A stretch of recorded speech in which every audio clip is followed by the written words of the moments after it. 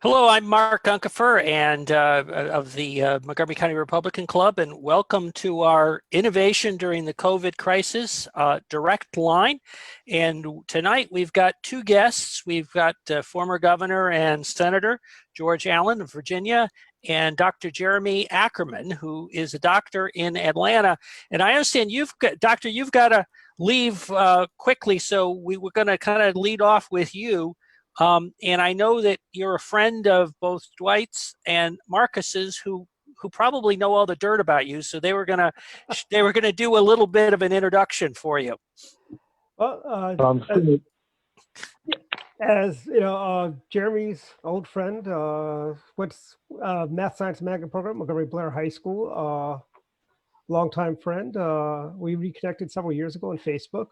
The magic of Facebook, and we got to talk, and I go, hey Jeremy, we do this little show called Direct Line, we need to have you on.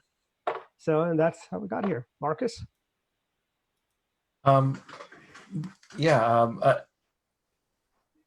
far as we're, I guess, interested in your perspective of both just how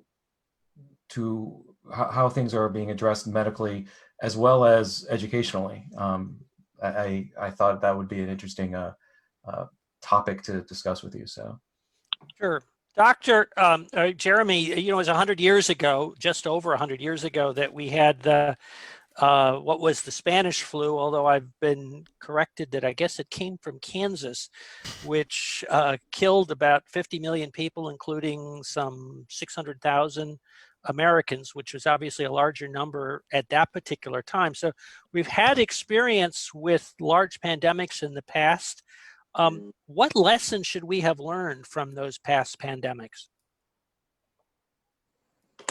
So, you know, I think that particularly that most recent pandemic points out, you know, we can see big differences across different cities where there were efforts to sort of separate people out and not have large gatherings and take other kind of more public health measures to try to control spread of the infection, and where their lethality rates were much, much lower.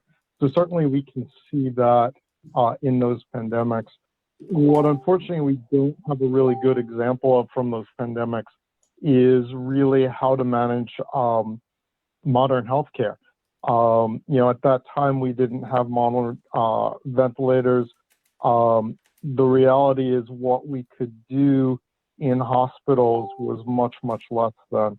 You know, giving somebody IV fluids at that point in history was a really big deal, whereas on a normal day in my emergency department, you know, it's sort of unusual for me to not start an IV on a patient and start fluids. So the level of what we can deliver is much higher. The challenge becomes in a pandemic is whether we really have enough resources to get everybody what they need. And unfortunately, what we're seeing in places like Italy and now New York City is that it's fairly easy to saturate our healthcare systems and not be able to deliver everything that we'd like to be able to deliver for patients. So I guess one of the questions you've talked about, those cities that acted quickly, it does seem that there's also a kind of correlation between the more densely populated areas, certainly the ones that have to depend on mass transit. People can't drive, and is that a factor? Is there a connection there, and does that mean that rural areas are in a different position? You know, at face value, there probably is, and unfortunately, slight differences in different places can make a huge difference.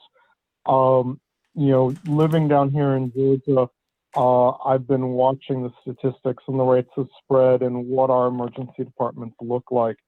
And, you know, the city of Atlanta and the more heavily populated counties were more aggressive than other parts of the state in pushing for different forms of shutdown and separation, whereas statewide we've been relatively slow to adapt those kinds of measures.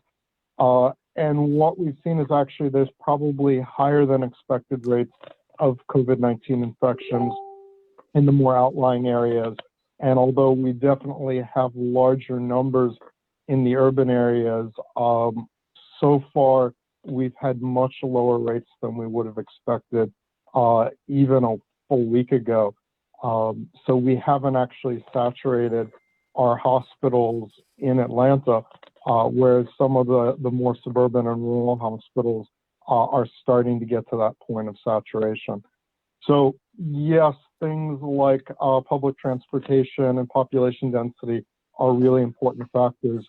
But when these sorts of separation are implemented well and people actually follow the instructions, it really can have a major impact. Now, obviously, we're all waiting for a vaccination. Hope is that vaccination can mitigate this. Any predictions as to how long that would take?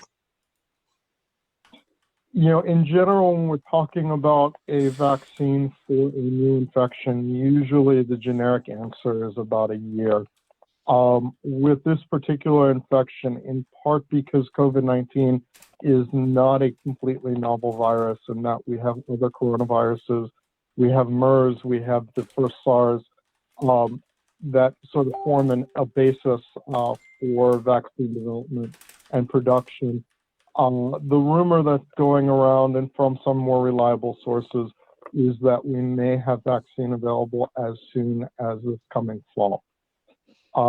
There are some rumors going around that the CDC and other agencies that will have control over the vaccine may be prioritizing healthcare workers in addition to other higher risk individuals. At the same time, making a vaccine, testing it is a little bit of a tricky business. And so I wouldn't be counting on having that vaccine in the fall, unfortunately. This is one, I'll believe it when we have it in hand and we've got some data that says that it actually works. Yeah, you actually touch on one of the challenges in the vaccine world. I guess if you use the flu vaccine as a metric over the last couple of years, there's a kind of broad variation as to the effective rate for that. So I think it sometimes is as low as 10%, sometimes it's up to 60%. Obviously, it clearly there has some significant advantages, particularly for people who are at risk. But is making a low effective vaccine worth it? The short answer is that it's better than having no vaccine at all. Okay, fair enough. We see in seasons where the flu vaccine doesn't have a very high level of effectiveness, that in areas where there are higher rates of vaccination, it's not that we completely flatten out the impact of flu, but reducing even by a few individuals the number of people who are susceptible and who can transmit an infection, it does have an impact on the overall population. You know, the phrase flatten the curve has sort of gained a whole lot of traction recently.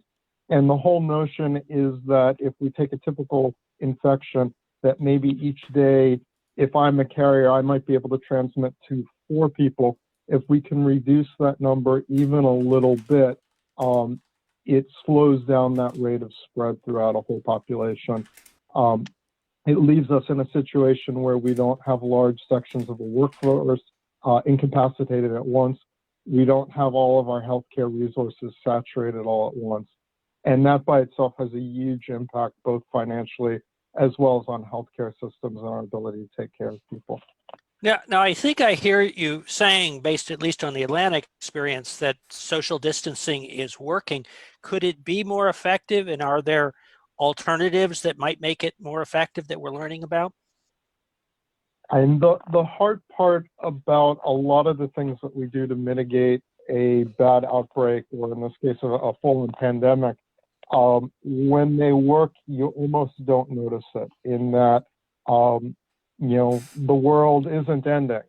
And the question sort of that I think is hard to answer is it because we did all the things right, or was it because the world wasn't going to end in the first place? I think there are certainly a lot of things that could have been done better. Beginning with degrees of social distancing earlier probably would have had an impact. We know, and this is unrelated to COVID-19, that in healthcare and outside of healthcare, people just are not that good about washing their hands. And it's one of those little things that makes a huge difference. And so there are a lot of pieces that may trickle down into what we do in everyday life, like making sure that we're washing our hands more frequently, and teaching kids about doing that, being more careful about coughing and sneezing, that ultimately may make a bigger difference both in this and in the long run. I think having a more uniform and earlier intervention probably would have helped. When you look at places like New York City, unfortunately, they were faced with multiple sources of people who were carrying the infection in a high population density area with lots of reliance on public transportation, with a lot of crowds. And I don't think early on there was effective messaging about how easily this would spread, that just made it a bit of a disaster there. Now, was it messaging? I mean, you're talking about kind of those early responses by the public health community. Were they too cautious in responding, or were they, making the best of the information they had available to them at the time? I think it's not the message that they had, it was the traction they were able to get with the message.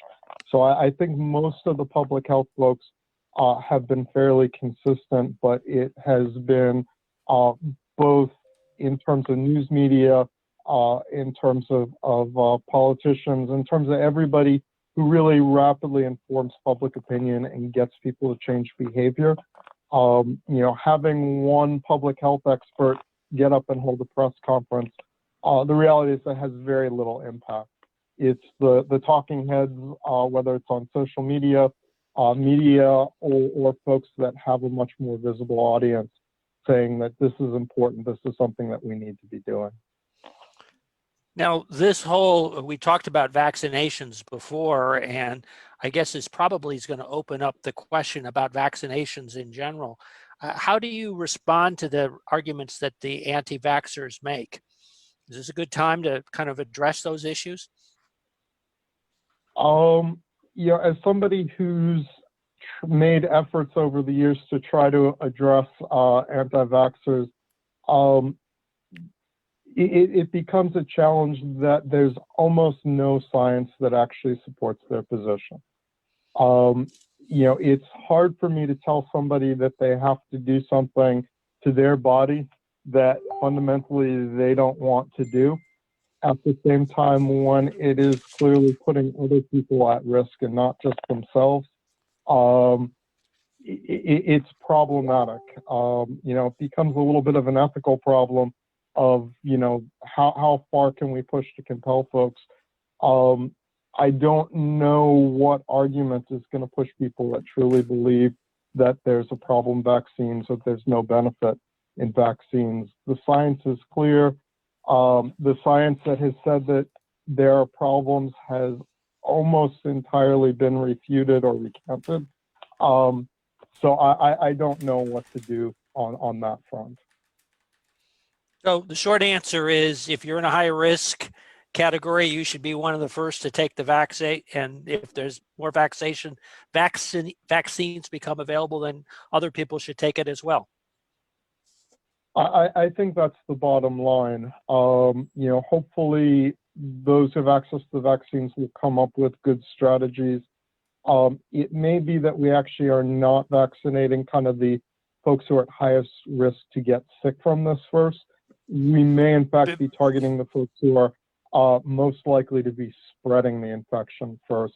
So the healthcare workers that are working in nursing homes probably need to be very high priority, because they, if they get sick, are going to put a lot of people at risk, whereas the individual residents of a nursing home may not be the first priority, because if we can limit their exposure in the first place, they are going to be less high risk. It's going to depend on how much vaccine we have available, how effective it is, And these are all things, unfortunately, we're going to continue to learn as we go. Sure. So one last question, and I guess now Germany is, Chancellor Merkel announced today, I guess, moving towards reopening. Do you have any particular additional advice that you would have as to at what point and how we should begin to transition to a sort of a less hunkered down society? Right now, I don't. And part of that is down here in Atlanta, although our number of days or weeks until peak keeps on getting pushed back a little bit, we're in a little bit of we're waiting for things to get really bad, and we're anticipating it. Thankfully, our time until sort of peak has been gradually getting pushed back, and our numbers are only gradually getting worse. And right now, we're about 2 weeks out from when we're anticipating kind of being in our worst place. The challenge really becomes, what does coming back to normalcy look like? Right. And my fear is that if we too rapidly go back to full-on business as usual, we'll be at one point on this curve and then immediately start an uptick of cases and end up in a worse position than where we might have been if we had hunkered down a little bit longer. And the other challenge is that each community, each state is a little bit different situation, both in terms of what business as usual looks like, as well as risk factors within those communities for individuals and risks of transmission. And so I think probably it's going to be more incumbent on states and local governments to try to figure out how to get things going again and reduce the overall risk. We also have a huge problem that just financially, this is not something that is sustainable over a longer period of time. We have a lot of folks who are unemployed because their businesses are closed. And somehow we have to be able to help those folks out and figure out how to get folks back to work so that they can feed themselves and their families without increasing the risk to everybody. Marcus, I think you had a question. Yeah, you touched upon some of the risk factors. It seems, is it that there's perhaps a urban versus suburban versus rural sort of profile, or I'm not sure what the nomenclature would be as far as risks, and also with the potential of reopening schools in the fall, that seems like it's going to be a challenge, at least on some level. I don't know if you can touch upon either of those. I can try to touch a little bit on all of them. Certainly, in more urban centers where people are closer together, it's a little bit more obvious how this would rapidly be transmitted. But that's not to say that in rural communities, folks don't get together. And so gathering together for church, at the grocery store, at a local bar, are all things that have potential to spread an infection just as rapidly, but across a smaller community. And unfortunately, we've seen some outbreaks in smaller communities, and our nursing homes are particularly susceptible of one person coming in, right, and suddenly there are a whole lot of sick individuals.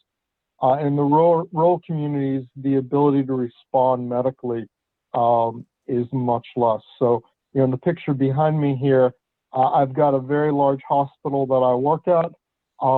And right now, we've figured out how to ramp up and create additional intensive care unit beds.